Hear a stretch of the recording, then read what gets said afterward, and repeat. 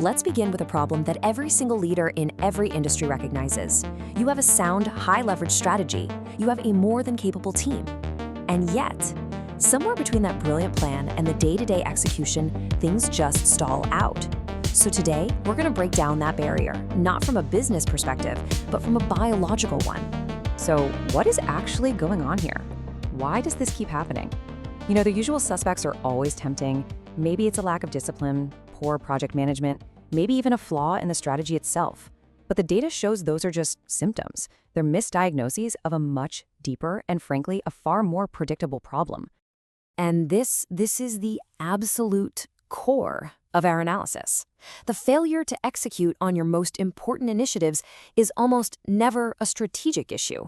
It's a physiological phenomenon, one that's hardwired directly into the architecture of the human brain.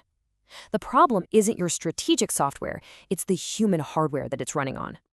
All right, to really get this, we first have to dismantle a very pervasive and, honestly, a counterproductive myth about performance. And that's the idea that execution is simply a matter of trying harder. We've all heard this one, right? We call it the willpower fallacy.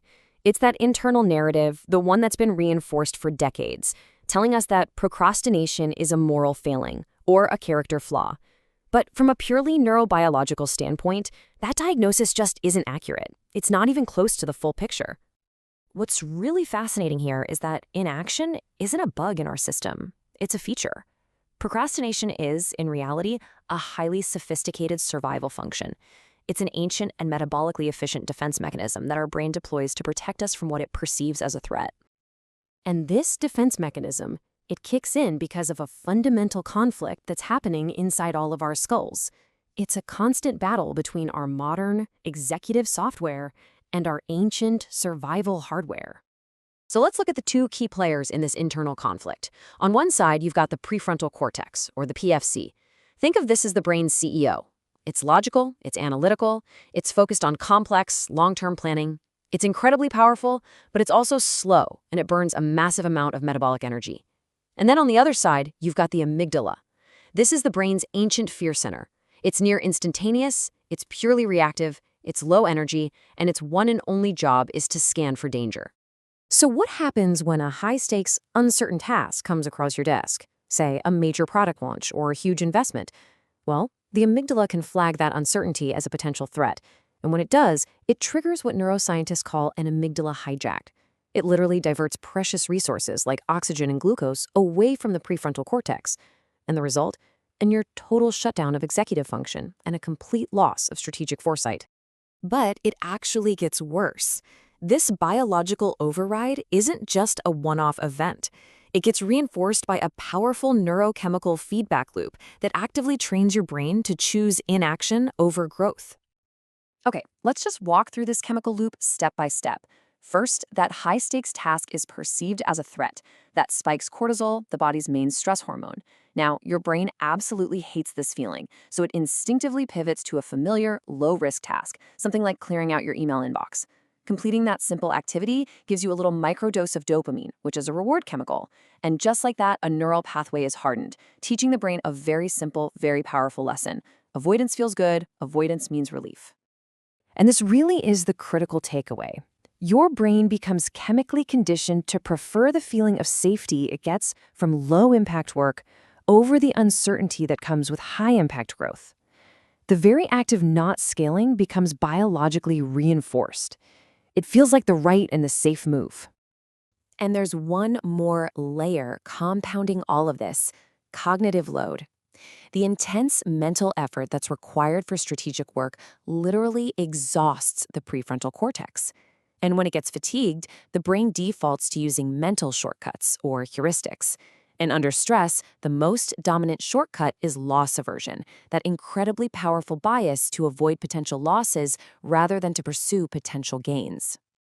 So, if willpower clearly isn't the answer, then what is? Well, the key is to stop fighting our biology and to start working with it. This requires a systems-based approach, one that's designed to get our strategy and our biology into alignment. This is the framework we call the psychology solution. Now, the psychology solution is built on 3 core tactics. And to be very clear, these are not motivational techniques or some new productivity hacks. These are clinical interventions designed specifically to manage the brain's threat response and to keep that executive center, the PFC, online and in control. First up is neural anchoring. This is all about consciously engineering your physical and your digital environments. You use specific, consistent triggers that signal safety to the amygdala. By proactively calming the brain's alarm system, you can actually prevent that amygdala hijack before it even has a chance to start. The second tactic is called cognitive reframing. This is the practice of systematically relabeling outcomes in data. So instead of processing negative feedback or a missed KPI as a threat or as rejection, you learn to reclassify it as neutral information.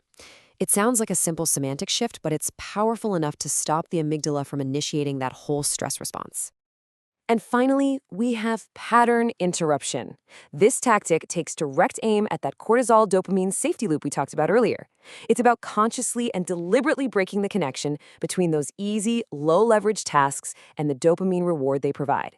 You're effectively dismantling the chemical reinforcement for procrastination. So all of this leaves us with a critical question for you to consider. Is your operational strategy designed solely for your business model, or is it also designed to account for the biological operating system of the very people who have to execute it?